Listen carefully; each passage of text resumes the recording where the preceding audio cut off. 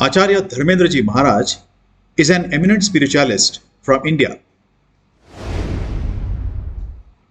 He follows a long tradition of yogis and has dedicated his entire life for the propagation of Hindutva and Hindustan.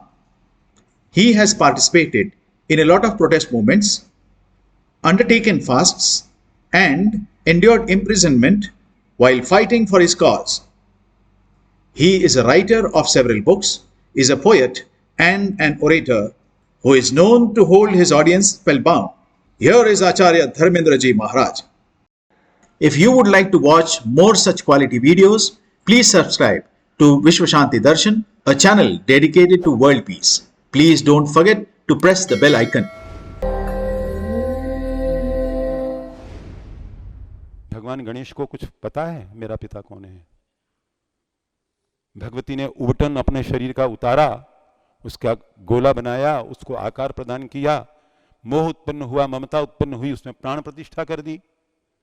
बेटे ने कहा आज्ञा दो मां, बाहर खड़े हो जाओ, कोई अंदर भीतर प्रवेश न करे। क्या पता था कि क्या कोई इंसिडेंट हो जाएगा।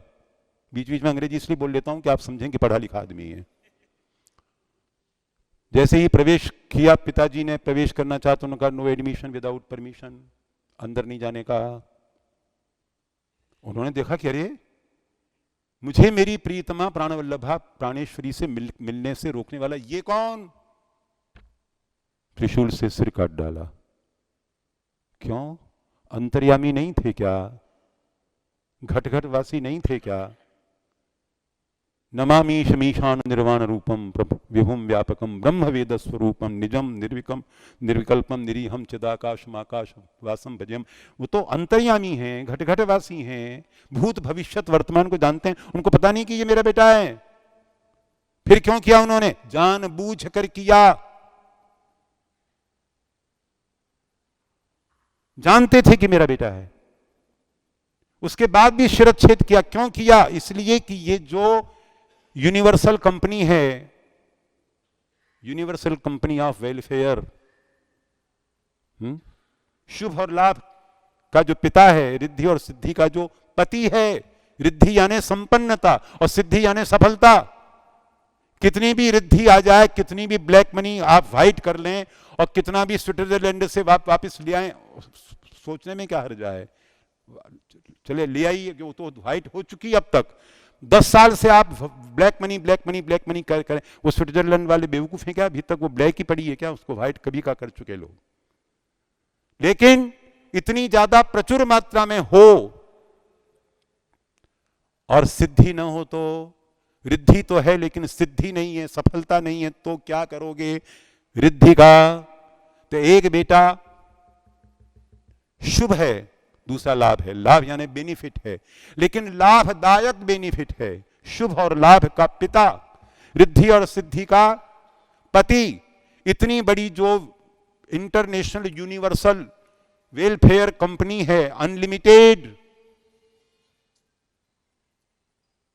उस पर केवल देवी पार्वती का अकेली का हिस्सा, तो उसमें बराबर का 50% शेयर होल्डर बनने के लिए भगवान ने जानबूझ करके अपने बेटे का सिर काटा। शुभ और लाभ देने वाले। मैं सहमत नहीं हूं डॉक्टर कराड से। सारे के सारे संसार के सारे नमूनों की जब शक्ल एक जैसी नहीं होती, अकल एक जैसी कैसे हो सकती है? कंस और कृष्ण की यानी मानसिकता एक कैसे हो सकती है? राम की और रावण की मानसिकता एक कैसी हो सकती है? ये डिफरेंस तो रहेगा, रहा था, रहा है, रहेगा। हिरण्यकश्यपु और प्रहलाद की मानसिकता एक जैसी नहीं हो सकती, कभी नहीं हो सकती। और हम अहिंसा को परम धर्म मानते, भगवान बुद्ध के 100% हम अनुयायी, बौद्धावतारे। हमारे प्रत्येक संकल्पों में हमारे जो इमीडिएट भाव से वो तो भगवान बुद्ध हैं। भगवान कृष्ण और भगवान हमारे कल्कि के बीच में भगवान बुद्ध हैं। तो ऑफ कोर्स बुद्धम शरणम गच्छामि, धम्मम शरणम गच्छामि, संघम शरणम गच्छामि। परंतु जिन्होंने बामियान में भगवान बुद्ध की बेमिसाल पूरे पहाड़ को काट कर बनाई हुई, हम वो हैं, संक्षेप में बोलूंगा, हम वो हैं जिन्होंने बेजान पत्थरों को देवता बनाया है। और वो हैं जिन्होंने देवताओं को पत्थर के रूप में, टुकड़ों टुकड़ों के रूप में विभाजित कर दिया। तो मैं अहिंसा में बहुत अधिक विश्वास करता हूं, लेकिन सवेरे प्रतिदिन प्रातःकाल मेरा हिंसा से शुरू होता है, क्योंकि मैं अपने बाथरूम में जाता हूं और रात को धो धो करके दीवारें जो साफ कर दी थी, मकड़ियां ज्यों की त्यों जैसी की तैसी फिर मिलती हैं। तो संसार में मेडिकल साइंस और चिकित्सा सफल हो सकती है क्या? मच्छरों को मत मारो, मक्खियों को मत मारो, मकड़ियों को मत मारो, मूषकों को मत मारो, सांपों को मत मारो, बिच्छुओं को रहने दो, उनको भी जीने का अधिकार है।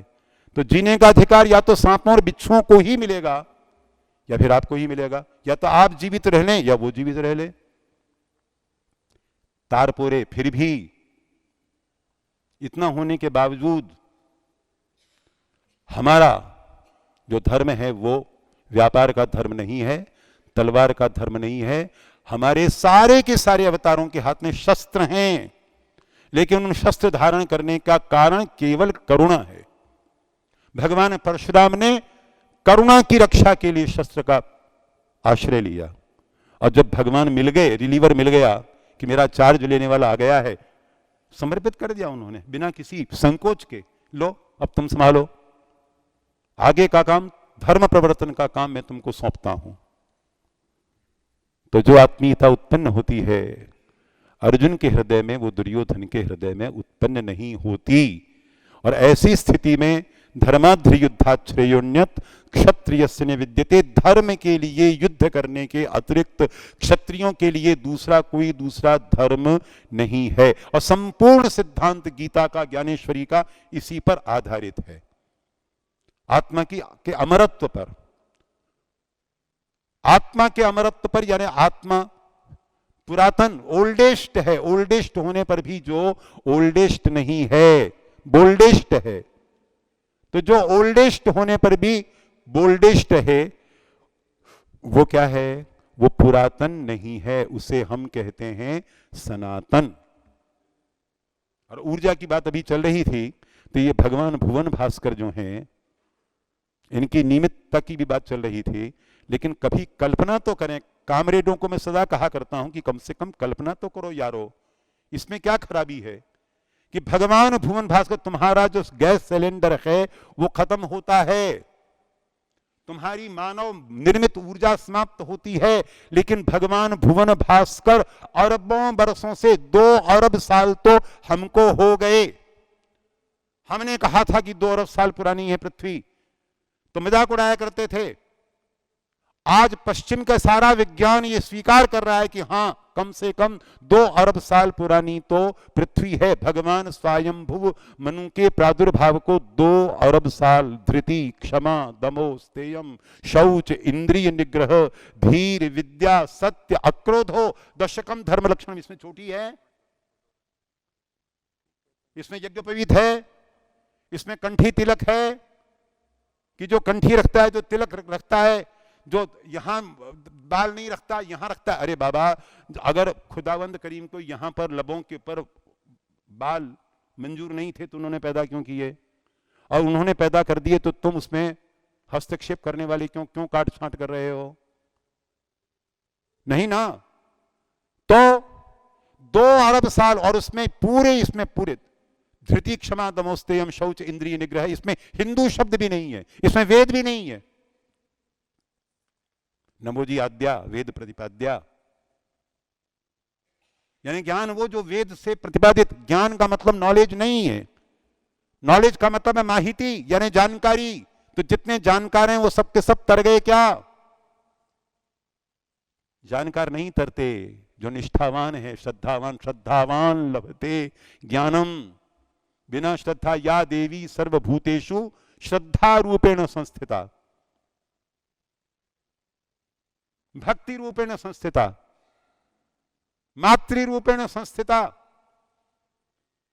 इसलिए ज्ञानेश्वर भी माउली, कमाल है यार, महाराष्ट्रियों कमाल कर दिया। ज्ञानेश्वर भी माउली, रचनाकार भी, और ज्ञानेश्वरी भी माउली।